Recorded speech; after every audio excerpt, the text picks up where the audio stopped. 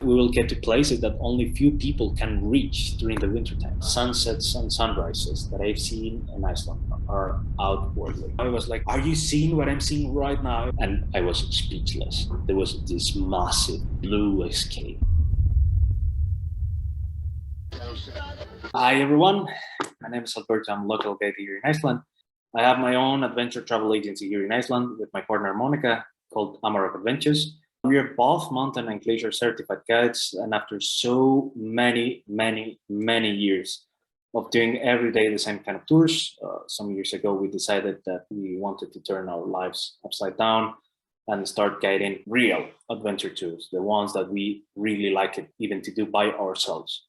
So every tour that we do, every tour or every experience that we guide has been crafted by us, not by anyone else. They have been crafted while we were exploring different areas in Iceland, Faroe Islands, in Nepal, giving these trips a bit more of personality, authenticity, and a bit of soul, we could say. What we are going to covering today is winter night in Iceland, some general facts. We are going to talk about expecting the unexpected, and then we would talk about our 6-day adventure in the winter that is called the Winter Wilderness, and some unbeaten trails in some remote places. Then we're going to talk about logistics for an adventure like this that I'm pretty sure that you might not be waiting for something that complicated. And then we're going to get an overview of the trips for next year. Okay, and then it will be your time for asking me whatever you have in mind about the trip, about Iceland, or about whatever you want. So this is Iceland. It's a small island in the North Atlantic Ocean with about 103,000 square kilometers of mainland. From its surface, 11% is covered with ice.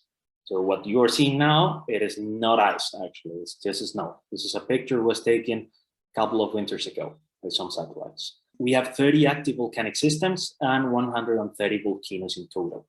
The most recent one, it's located in the Fagradalsfjall area that is here, really close to the international airport of Keflavik and to Reykjavik, the capital.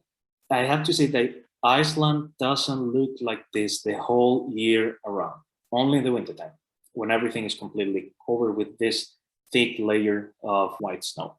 But as you can see, the southern part of the island has almost no snow, and this is because of the Gulf Stream that warms the North Atlantic drift. This flows along the southeast coast of Iceland and keep the west side of the island a few degrees warmer than what it should be. And at the same time, everything is cooled down by the Icelandic and Greenland oceans that flow from the Arctic. So I was saying before, here in the Reykjanes Peninsula, in the southwest of the island, we have the main international airport that is 50 kilometers away from the capital. And also, for those who might be thinking about it, there's a famous road that is called the Ring Road that goes all around the island, from the capital, from the Reykjavik to the south, east, north, and west, and then go back again to Reykjavik. Today, we are going to be talking about these landscapes. We are going to be talking about the glaciers. We are going to be talking about waterfalls. We are going to be talking even about the highlands, even though the highlands in the wintertime, they are not open or are less accessible for the regular tourism. As a local guide living in the capital, living in downtown Reykjavik, I could not recommend not spending time in the capital. I just love the city. Something that I really like about Reykjavik are the long sunsets and the long sunrises that you can see from the maritime coastwalk. And they are definitely something that you shouldn't miss when coming to Iceland, or even when coming to Reykjavik. A lot of people just traveling for 2-3 days and just staying the whole every day or every night in Reykjavik and doing short excursion. That's something that even if you're not doing a multi-day tour and you're gonna stay 3 days or 3 nights in Reykjavik, you should try to see this. These ones, the sunrises or sunsets are really beautiful.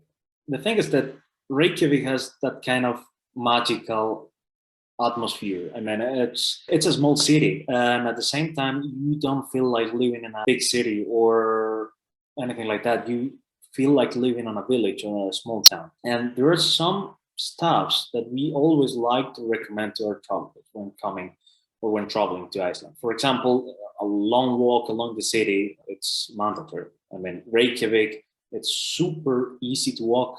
It's full of small, old, charming streets and houses, colorful houses. And most of these streets, they lead to the Hallgrímskirkja church. That is one in the picture. And I also like to recommend coming to public swimming pools. This is actually the one I always go, like every evening. I think going to these pools is a unique experience the whole year round. Some people, for example, that came last summer with us, tried this before the start of the trip. They loved it. I mean, swimming pools are an essential aspect of the Icelandic culture. They are filled with geothermal water with temperatures that go from 37, 35, 38 Celsius to 45. A couple of weeks ago, for example, we were just hanging on the swimming pool. We were chilling, talking to some people, and then there was this hail storm starting, and it was kind of a crazy experience, just having all the hail hitting you, but at the same time you were warm until your neck. So it was really, really cool. So also, if you like food, if you like local food, I definitely recommend going to the Old Harbor to have a delicious meal in the food courts in Klanti Madhot or in the old fisherman restaurants that we have in the neighborhood. It's really, really good. So yeah, some general facts about the winter in Iceland. We like to say that there's no wrong time to visit the island. So the thing is that the summer brings green fields and the midnight sun, and also the highlands are very, very accessible. But at the same time, the winter brings the gorgeous northern lights and this kind of snowy landscapes. Experiences that are available in January or February aren't always available in July or August. So traveling to Iceland in different seasons is like traveling to, well, some people say two different planets, but I would say two different countries. Yes, it's cold, as the slide says. Temperature in the capital can drop to 10 Celsius below zero. And at the same time, in some areas of the south coast or even in the lower part of the highlands, you can reach 15 or 20 Celsius below zero quite easily. At the end, there's no such thing as bad weather, only bad clothing. With the proper clothing, you can face any weather conditions, and with good clothing, you can enjoy a snowstorm and at the same time stay warm. So winter is definitely the best moment for discovering what the glaciers have to offer. We can do from long glacier hikes to ice skating, the shapes that the ice creates on its growth, the rivers, the moulins, all the phenomena that we can find on the glacier, all the different kind of geological structures or the icy structures that we can find there. Those are made when the glaciers are shrinking. So actually we can see how the climate change. And we have been seeing this for many, many, many years. It can be a bit sad, but at the same time, it's amazing to see how nature changed so fast, and it gives us the feeling of being really small in this wild nature. So being just in the middle of the glacier or in an ice cave, huge ice cave, can give you a feeling that you cannot find anywhere else in the world. I think it's also quite important to mention that the glaciers are constantly moving.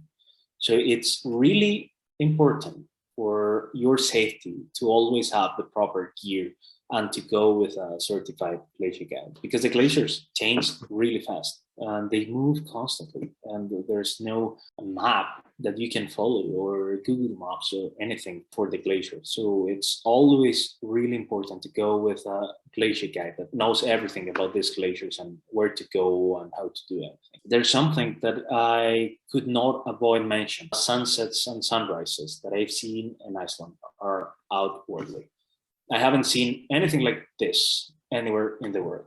Burning skies from red to yellow to pink, purple. I mean, it's unbelievable, unbelievable. And if you like photography as I do, you will simply can't stop taking pictures all the time. Sunsets and sunrises here are simply amazing. Yeah, so something that normally people do not mention so often when talking about Iceland in the winter are the road conditions, or normally they are just mentioned like just the tip of the iceberg. In this season, most of the paved roads are open, even though they can be very slippery or full of snow. But others might not be open. So can you find, for example, the whole ring road open during the winter time? Yes, it's possible. But the thing is that there are some secondary roads that might be closed during the winter season. But when we talk about closed roads, that means that it's actually illegal to drive through there. And when we talk about something different, that are the impossible roads, that means that there's no winter service and that you go under your own responsibility. Like the road that appears in this picture. We cannot see the road because there was no winter service. Actually, there's a trail that normally can only be done by super jeeps. So this impossible roads mostly applies to all the mountain roads in the highlands. So, well, there you can get many meters of snow on only super jeeps that are basically modified four-wheel drive vehicles, and very experienced drivers can drive through these conditions. Northern Lights is like checklist for almost everyone I know. Wintertime is perfect time to try to see the Northern Lights. And I say try because it's always good to remember that this phenomenon is a natural and light phenomenon. So it depends on many factors that you can see, such as solar storms, sky clarity, and light pollution. We will talk about this a bit later. Unlike most people think, the Northern Lights happen the whole year round. But the thing is that from May till the end of August, we have many hours of daylight. So the chances of seeing them are less likely to happen. There's nothing like a switch off or switch on button during some months of the year. So the Northern Lights are simply a phenomenon that happen the whole year round, but we have just a short period of daylight during the winter time. So we have more darkness and it's easier to see them. We have actually seen really good ones in early September in the highlands, as hiking in the summertime, at the end of the summertime, with a group and being in the mountain hut just in the middle of the highlands. And then someone screams Northern Lights, and you go outside and there's this green Northern Lights dancing over you. Well, that's something amazing. We have seen also really powerful ones in March and April. And the thing is that I do not like to recommend planning a trip to Iceland just to see the Northern Lights. I like to recommend a trip to Iceland to enjoy all the wonders that the Iceland has to offer. And if the Aurora wants, she will show up and she will dance in the sky for you. But if she doesn't want, well, you just need to come again. So there's no 100%. Now, there's no one who can assure you that you are going to see the Northern Lights for sure. This is something I really like to say, expect the unexpected. During all these years before creating our company, I was getting into season. I hardly saw one or two tours where we could do everything as it was planned. Then there's one experience that I told Maya the other day that I love to talk about, just to show you how fast the weather can change. So it actually happened on February 27th, 3 or 4 years ago. And we were guiding a tour from one location to another. And that morning, we were supposed to get to one mountain head. This picture actually is from that day, and the next one also. We were supposed to get to one mountain head. The previous night, we got this yellow alert, weather alert, about a snowstorm coming around 12 a.m. or 12:30 a.m., something like that. So we decided to depart really early in the morning with our super. We went into the highlands and we were 30 minutes away from the hut already. Landscape around us was gorgeous. There was clear skies, blue skies, and perfect conditions everywhere. Then we found this car stuck in the snow. We stopped to help this guy, and what should have been 15, 20 minutes helping him turned into 1 hour. I can still see myself digging in the snow with a shovel. And at one point, just lifting my head, looking around and seeing absolutely nothing but a blizzard that was increasing more and more. So we managed to get him back on track, and in a matter of seconds, we were completely lost. Thankfully, all our super jeeps have a GPS system, so we really managed to leave the valley. There was no more problems. But what normally takes us about 20 minutes to drive turned into 3 hours and a half. So you can see how crazy it can really, really get. The yellow alert turned from yellow to red, and the whole south coast of the island was completely closed to the traffic. So I think we were the only ones actually driving on those conditions. We made it to the place, everyone was safe, and it was a really, really interesting experience. To be clear, it has been the most difficult driving experience I ever had in the last years. But at the same time, we learned a lot. So after that, we started crafting these different trips. That's why now we like not to have fixed plans, because with this kind of trips, we actually can avoid this kind of situations. Not having a fixed plan, not having to go to this place no matter what, allows you to choose a completely different and safe plan. And that's the best thing of the trip. The thing is that you need at the end to flow with the weather and not to try to adapt the weather to your plans. And actually, that's how our 6-day trip was made. Introducing for the first time in this webinar series, the winter wilderness. So first, let's talk about what is normally done on a trip. Regular winter trips follow a linear trip plan. So we visit specific places each day. But at the end, this gives you just a bit of flexibility in case you need to change your itinerary.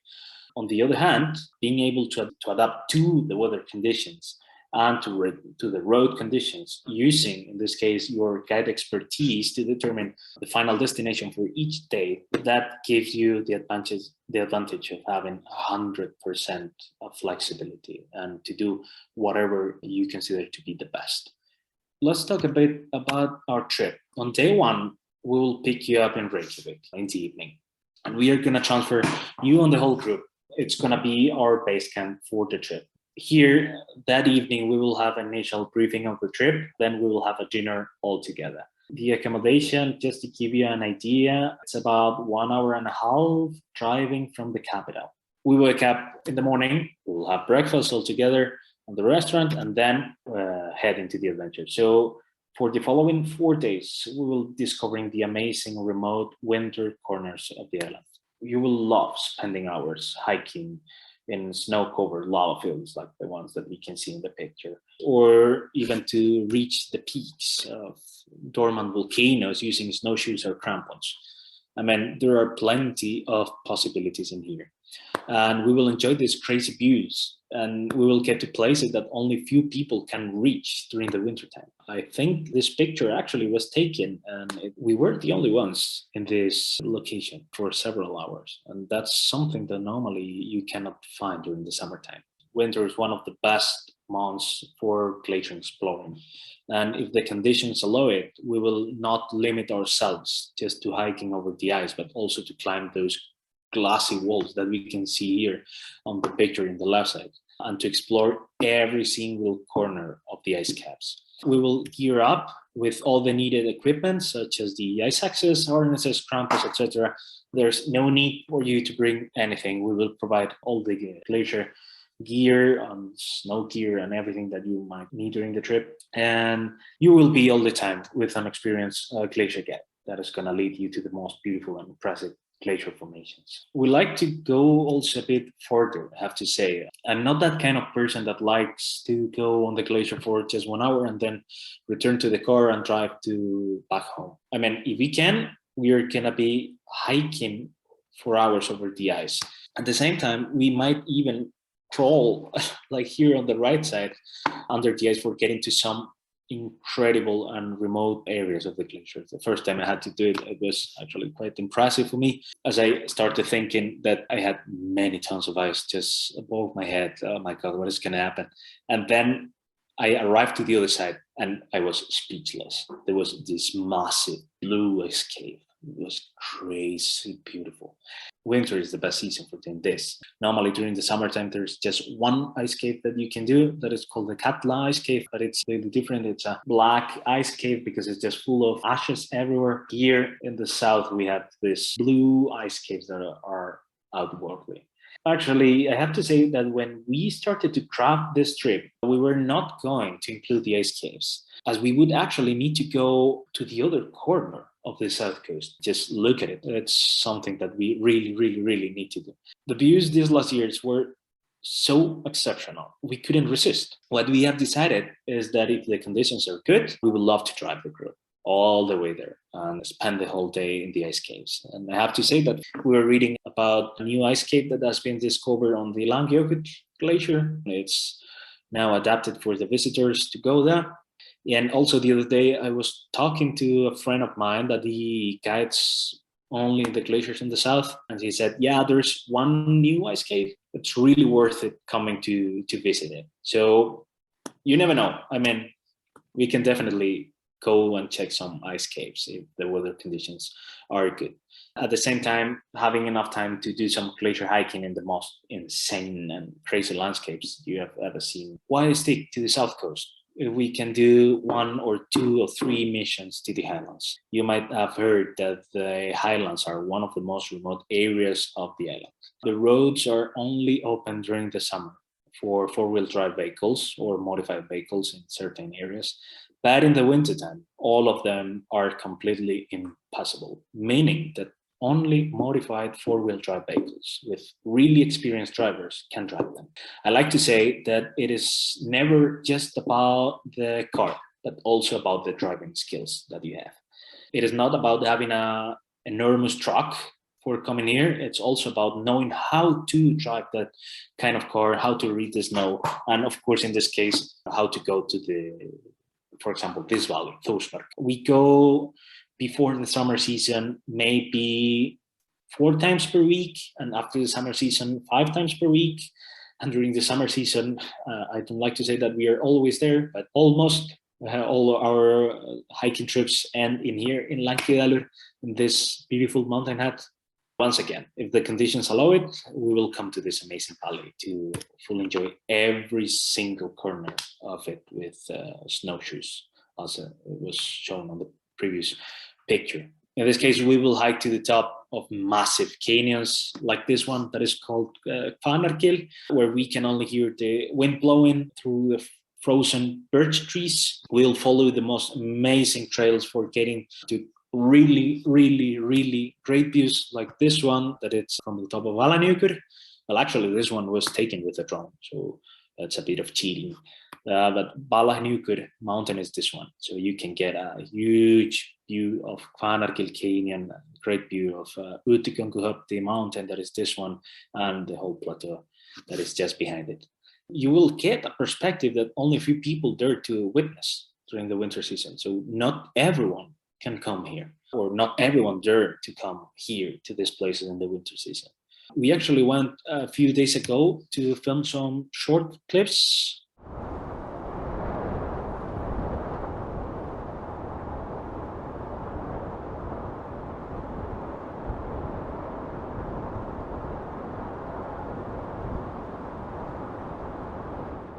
Yeah, so at the end, Thorsmork, I would say that has it all. The views of the Eyjafjallajökull volcano, the one that erupted in 2010, like this one's in here. This is me, this is Monica, this is one of our last groups before COVID. I mean, you can get views of this frozen rivers, like here on the right side. You can get views of snow-covered mountains for hiking with the snowshoes, and this millennial canyon is shaped for thousands of years by the glaciers.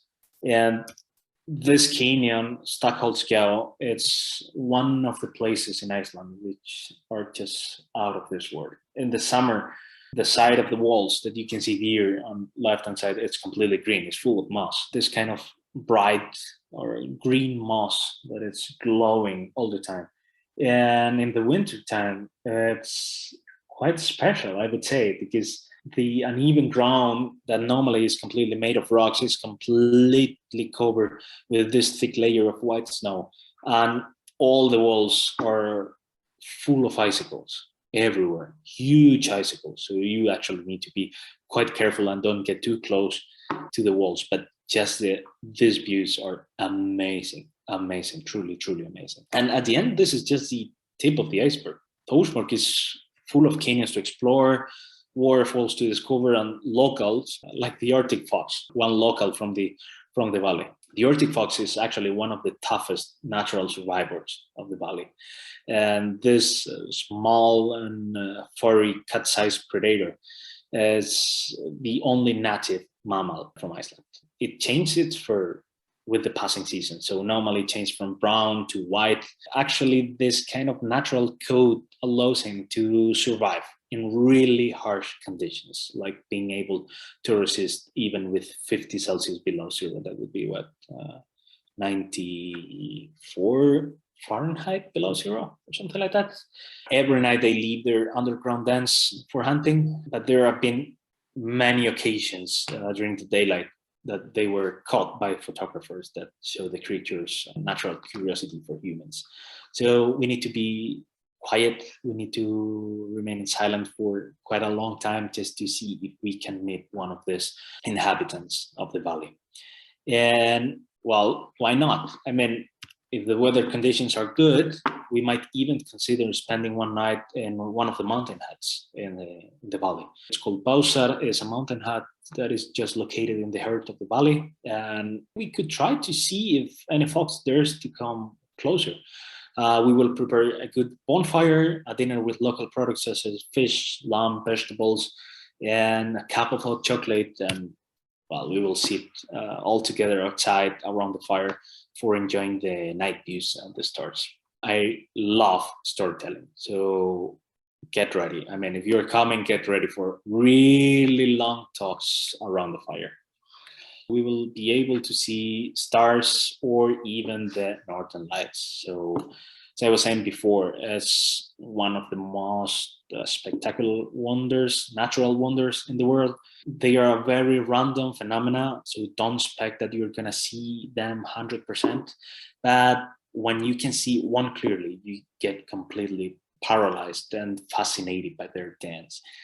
Some months ago, I was reading this article, famous travel magazine. I'm not going to say the name. They were talking about places actually that only exist on the social media on Instagram. At the end of the piece, they stopped mentioning places, and there was like special part just for talking about Northern Lights. And I was saying, okay, so Northern Lights that only exist on the social media. I was quite confused. So I kept reading a bit longer. They actually said that the Northern Lights can be only seen with colors and moving through your camera. I was like, what? So definitely the writer of that article has never seen a Northern Light properly. Of course, it's a random phenomenon and it depends on many factors. So the intensity is never the same.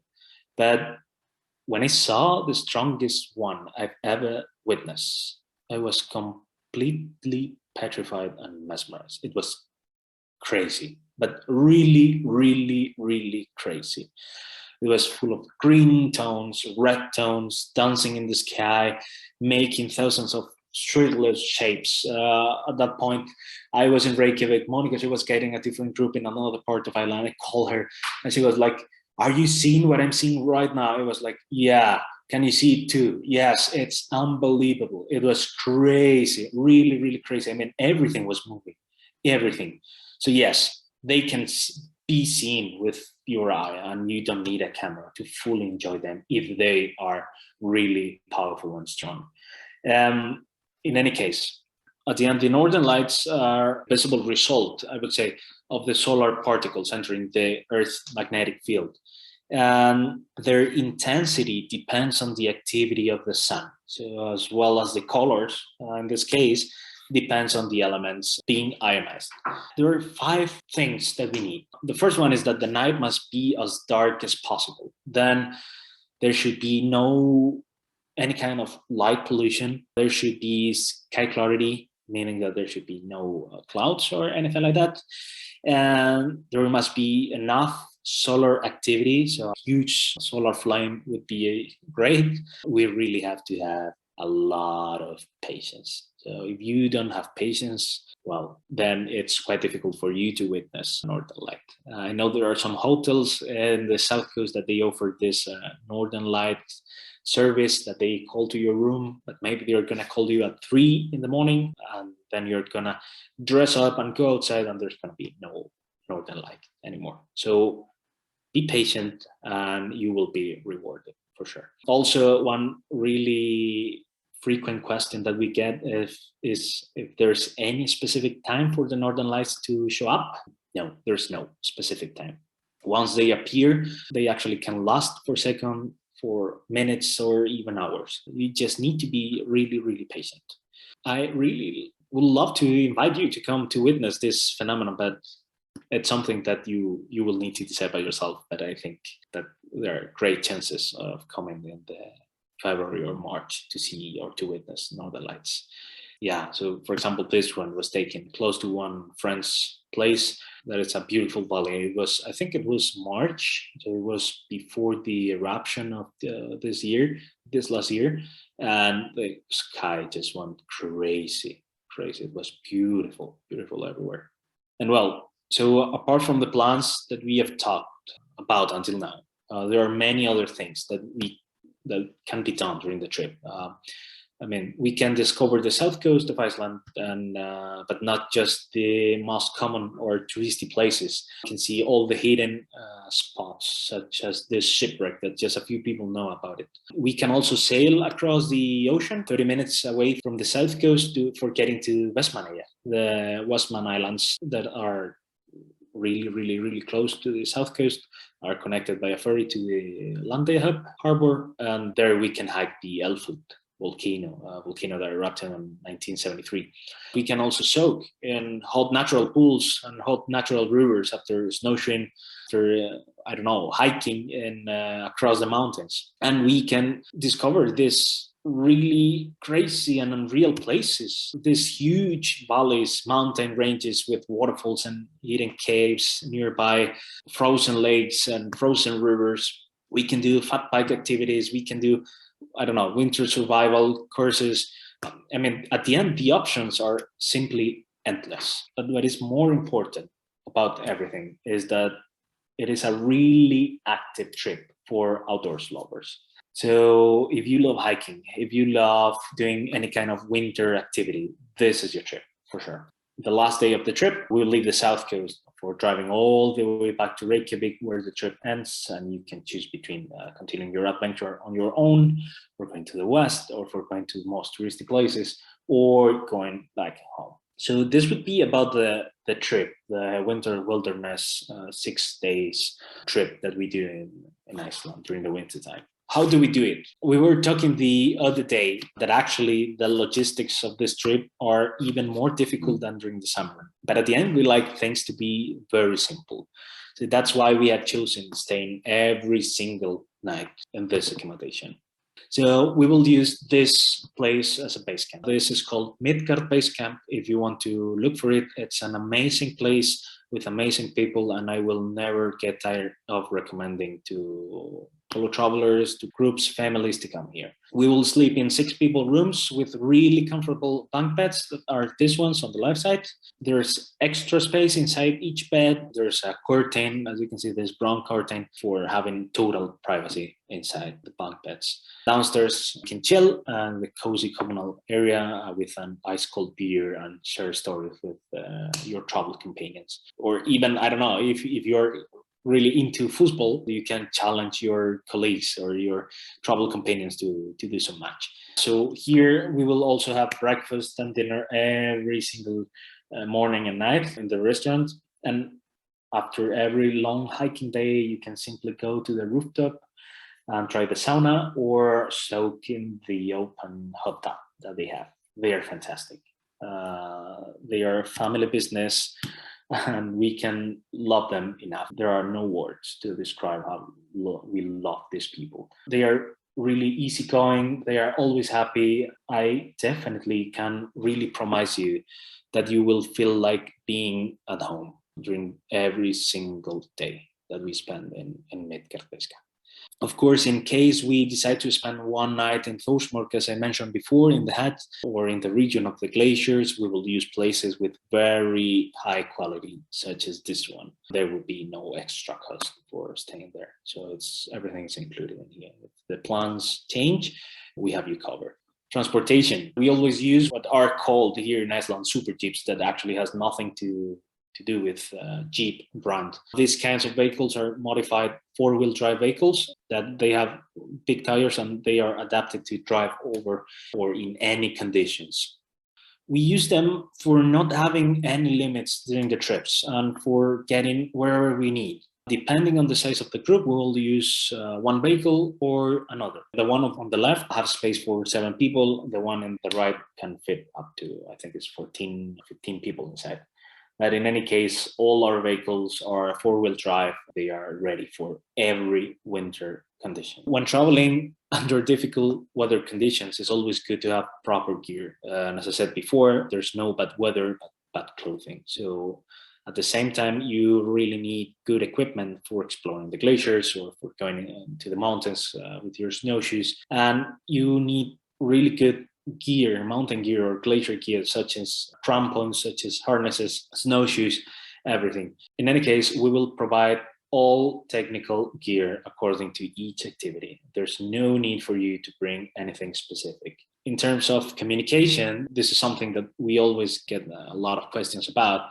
The guides, we are always connected using one of these. I don't know if you can see it. It's a Tetra radio. Basically, it's a satellite radio. So we have these ones always in our backpacks in case of emergency. So far, I haven't had to use this, I think never. So yeah, fingers crossed. Also, I do recommend that despite the guides, we always have a first aid kit and the knowledge. We always encourage you to have your own in case you have special medicines or anything similar that you need to bring. In case you're wondering about the gear or clothing that you need to bring, basically this is a short list of what you will need. Once you book the trip, we will send you a detailed list of the required clothing. So basically you need a day pack for the daily adventures and then a duffel bag. Most likely the duffel bag is going to stay on the base camp every single day and you're going to just need the day pack. I always recommend having 3 layers of clothing, warm and waterproof clothing, basically everything you can see here, sunglasses, hiking poles, water bottles and thermos and swimsuit in case we go to the hot pools or to the hot rivers. That's something really, really helpful. If you like photography, then you should bring definitely your camera. I want to visit the touristy part of Iceland. Is this trip for me? No.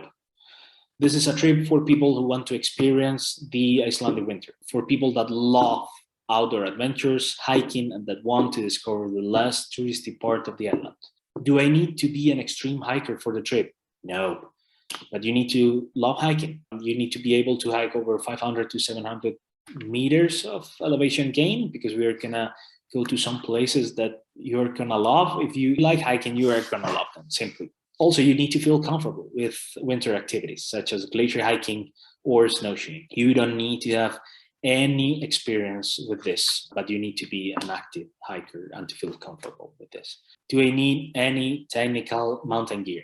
Not at all. So we will provide everything from the glacier gear to snowshoes to, I don't know, sleeping bags in case we overnight in a cozy and warm mountain hat, everything. You don't need to worry about anything at all. Is there a plan B if we cannot hike because of the weather? Yes, there's a plan B, C, D, E, F, G. I mean, we have plenty of plans. The good thing about the locations of the base camp is that we have plenty of alternatives and we are really close to everywhere. Basically, that would be everything about this, about the trip. This would be an overview of the trip for 2022. So it's 6 days. Departure days for 2022 are February 22nd to 27th, March 2nd to 7th, and March 23rd to 28th. So only 3 dates for this trip. You can see there the price, group size is 6 to 12 people. And then basically everything is included, but flights, international flights, transfers from and to the airport, and picnic. Apart from that, everything's covered. Accommodation, guides, transportation, super jeeps, all the dinners, all the breakfast, all the needed mountain gear. At the end, if you get an overview of how it will be a trip on your own to Iceland, doing the same activities that we are doing this trip, you will see that price is almost nothing. And then, of course, you have an experienced mountain and glacier guides all the time with you. Well, thank you very much, everyone, for connecting today. And I really, really hope to see some of you maybe soon, maybe later. But for sure, we are going to see each other in Iceland at one point.